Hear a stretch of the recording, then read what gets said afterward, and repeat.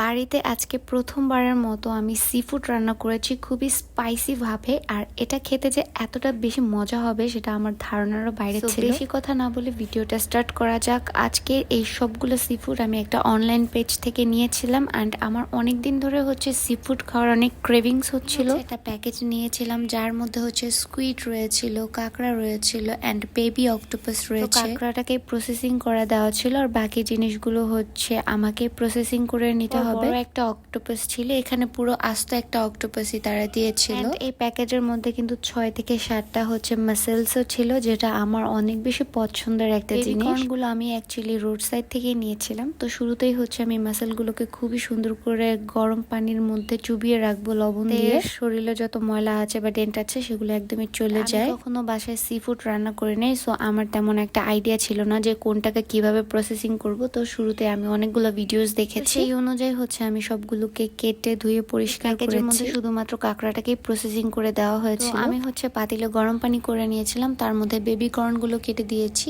And 4-5টা লেবু slice করে কেটে দিয়েছি। এর মধ্যে আমি 4-5টা আলু অ্যান্ড হচ্ছে অনিয়ন কেটে দিয়েছিলাম। বলক চলে আসলে আমি হচ্ছে এখানে পরিষ্কার করে রাখা সেই মাসেলগুলো দিয়ে দিব। তারপর দিয়েছিলাম বেবি অক্টোপাস, অ্যান্ড এটা দেখতে অনেক বেশি কিউট ছিল। কাঁকড়াও দিয়ে দিয়েছিলাম, আর অক্টোপাসের আমি হচ্ছে 2 থেকে 3টা পা দিয়েছি এর মধ্যে। স্কুইডগুলোকে আমি সুন্দর করে কেটে নিয়েছিলাম, সেটাও দিয়ে দিয়েছি। এন্ড আমি হচ্ছে চিংড়ি মাছ দিতে একদমই ভুলে গিয়েছি এক্সাইটমেন্টে। আমি যে ডিম সিদ্ধ করে রেখেছিলাম সেটাও দিতে ভুলে গিয়েছি। প্রথমবারের মতো বানিয়েছি, তাই মাথার মধ্যে কোনো কিছুই ভালোভাবে ঢুকতেই পারেনি যে কোনটার পর কোনটা দিব। আমার সবগুলো সিফুড একদমই বয়েল করা শেষ, তো এখন হচ্ছে রান্না করার পালা। আর আজকের গ্রেভিটা আমি আমার মন মতো করে বানাবো। তেলের মধ্যে হচ্ছে কিছুটা পেঁয়াজ কুচি আর রসুন কুচি দিয়ে দিয়েছি, এরপর হচ্ছে আদা রসুন বাটাটা দিয়ে দিব। খুব সুন্দরভাবে কষিয়ে নিতে হবে যাতে আদা বা রসুনের কোনো স্মেল এখানে না আসে। এই গ্রেভিটা একটু ট্যাঙ্গি এন্ড অনেক বেশি স্পাইসি রাখবো আমি, বিকজ আমি অনেক বেশি ঝাল খেতে পছন্দ করি। আমার মতো যারা ঝাল লাভার আছো তারা হচ্ছে ভিডিওটা দেখলে অ্যাকচুয়ালি বুঝতে পারবো। বয়লের সময় আমি কিন্তু সেদ্ধ করা সেই পানিটা কিছুটা রেখে দিয়েছিলাম, রান্নাটা আমি ব্যবহার করব। মশলাটাকে সুন্দর করে কষিয়ে নিতে হবে এই পানিটা দিয়ে, তাইলে টেস্ট আরো বেশি বেটার আসবে। একবার রান্না করার জন্য কিন্তু এখান থেকে সিফুড উঠিয়ে রেখেছিলাম। মশলাটা খুবই সুন্দর করে কষানো হয়ে গিয়েছে, এন্ড এর মধ্যে আমি একে একে সব সস দিব।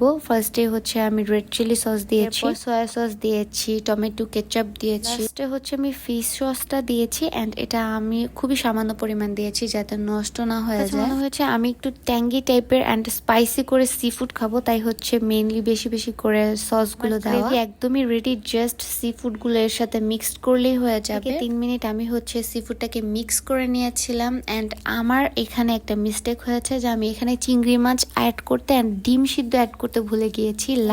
লাস্টে ডিমটা পরে অ্যাড করেছিলাম, বাট চিংড়ি মাছের কথা আমার একদমই মনে ছিল না। তো এখানে আর একটু পানি দিয়ে আমি হচ্ছে একটু ঝোল করেছিলাম যাতে আমি একটু ভাত দিয়ে খেতে পারি। 2 থেকে 3 মিনিট কষানোর পর ট্যাঙ্গি স্পাইসি সি ফুড তৈরি। এটা খেতে অসম্ভব মজা ছিল। আমি আমার নিজের রান্নাকে অনেক বেশি প্রশংসা করছিলাম।